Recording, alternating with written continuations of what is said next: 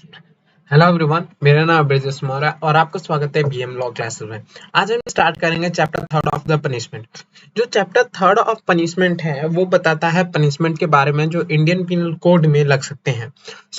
कितने प्रकार के पनिशमेंट होते हैं हम आज उसके बारे में पढ़ेंगे। उसी के बाद हम सेक्शन 54 जो commutation of sentence of death है उसके बारे में या उससे रिलेटेड सेक्शन हम पढ़ेंगे। जो आज के वीडियो में हम सेक्शन 53 टू सेक्शन 65 तक पढ़ेंगे हम इस वीडियो में।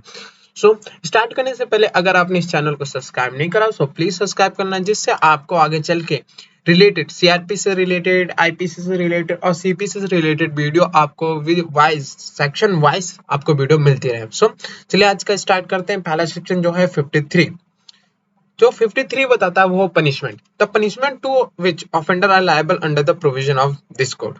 ऑफेंडर जो ऑफेंस करता है उसे बोलते हैं ऑफेंडर। तो कौन कौन से पनिशमेंट एक ऑफेंडर लायबल होता है उसकी बात करेंगे।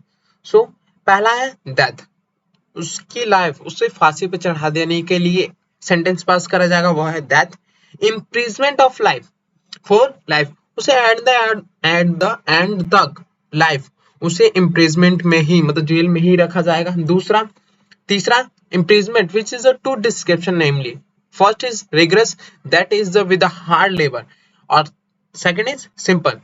जो पहला रिग्रेस है वो ये है कि जो हम इम्प्रिजमेंट किसी को करते हैं तो उसे वहां पर वर्क भी करना पड़ेगा एज अ लेबर।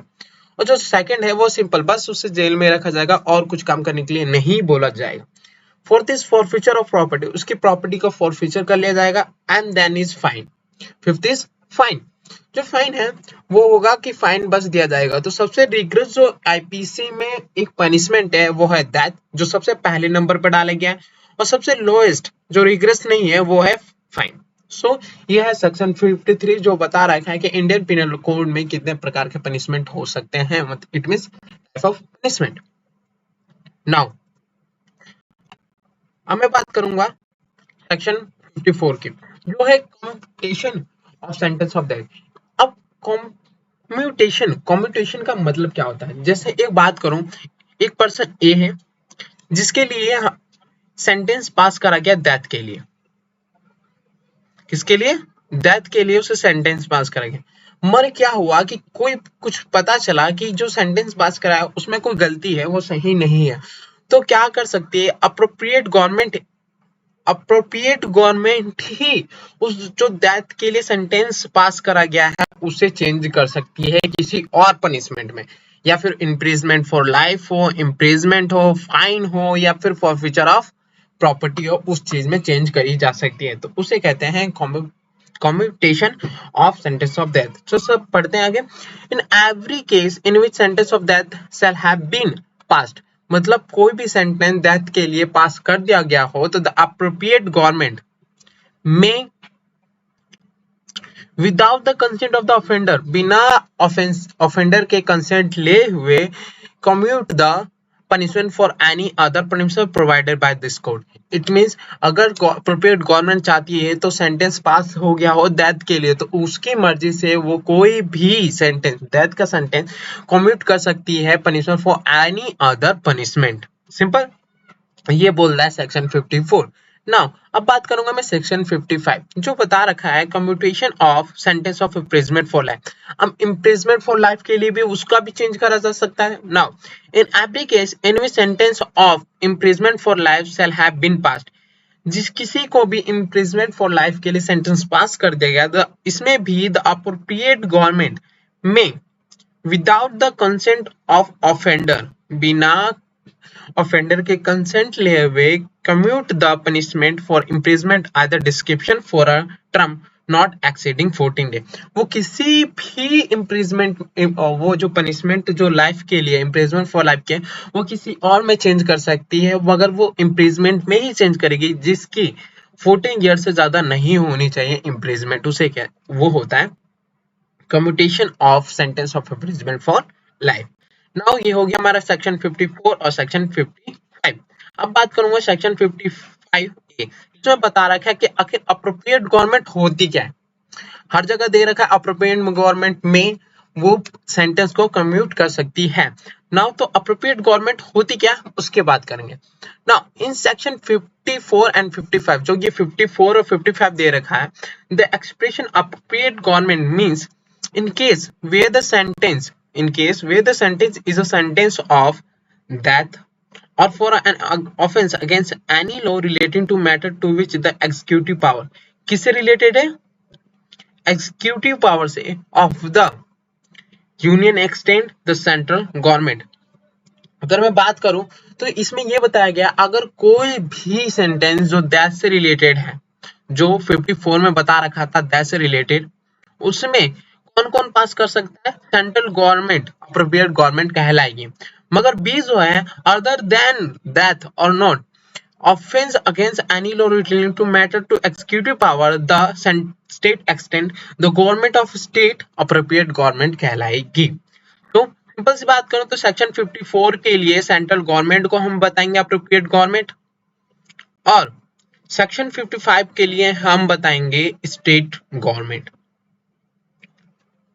नाउ अब बात करूंगा amount of fine, where no sum is express to which a fine may be extend. कोई भी सम नहीं बता रखा है कि कितना फाइन लग सकता है एक लिमिट तक। The amount of fine to which offender is liable unlimited हो सकता है, बट किसी लिमिट से जो एक्सटेंड दे रखा है इससे ज्यादा नहीं होना चाहिए अकॉर्डिंग टू 63। अब बात करते हैं section 64, sentence of imprisonment for non payment of fine.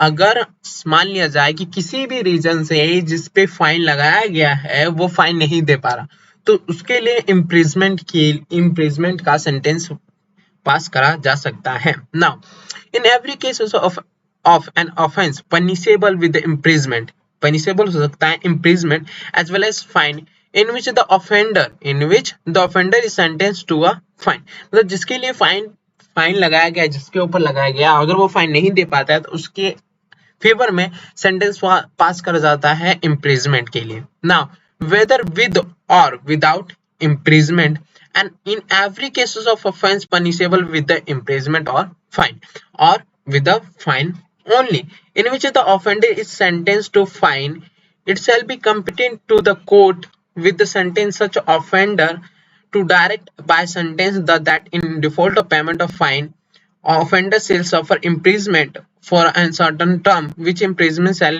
in excess of any other imprisonment to which he may sentence to which may be liable to commutation of sentence। Simple सी बात है। अगर बात करूं सेक्शन 64 की, इसमें यही बताया गया कि अगर किसी के फेवर में हमने फाइन लगाया हुआ है, वो फाइन नहीं दे पा रहा, तो उसकी इम्प्रिजमेंट की सजा सुनाई जा सकती है। नाउ अब बात करूंगा section 65, limit to imprisonment for non payment. कितनी लिमिट हो सकती है अगर वो फाइन नहीं दे पाता है तो इम्प्रिजमेंट की। When the imprisonment and fine अवॉर्डेबल